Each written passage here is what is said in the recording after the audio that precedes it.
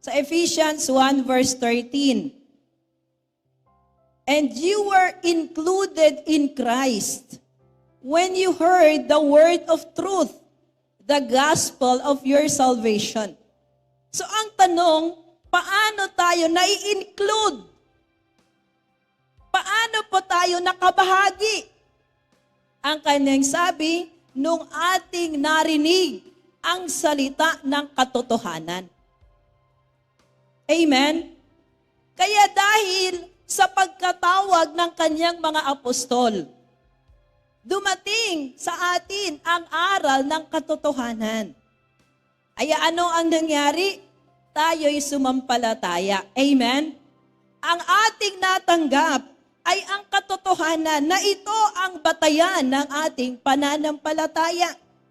Kaya nung tayo ay sumampalataya, tayo ay nakapagsisi at tayo ay nagpabautismo. Ang kanyang sabi sa Acts in chapter 2 in verse 38. Pasimulan po natin sa 37 para mas malinaw.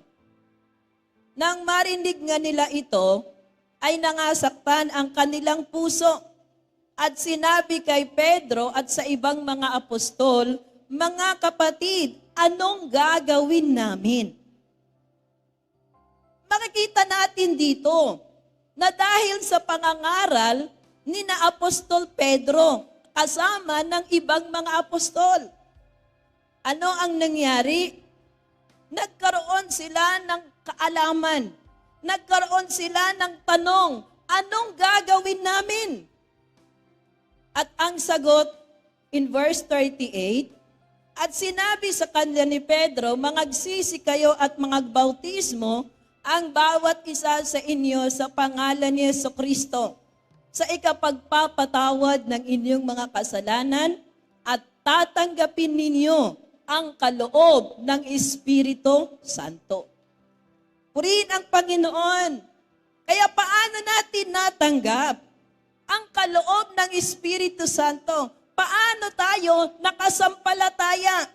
Sa pamamagitan ng pangangaral ng mga tunay na sugo ng Diyos.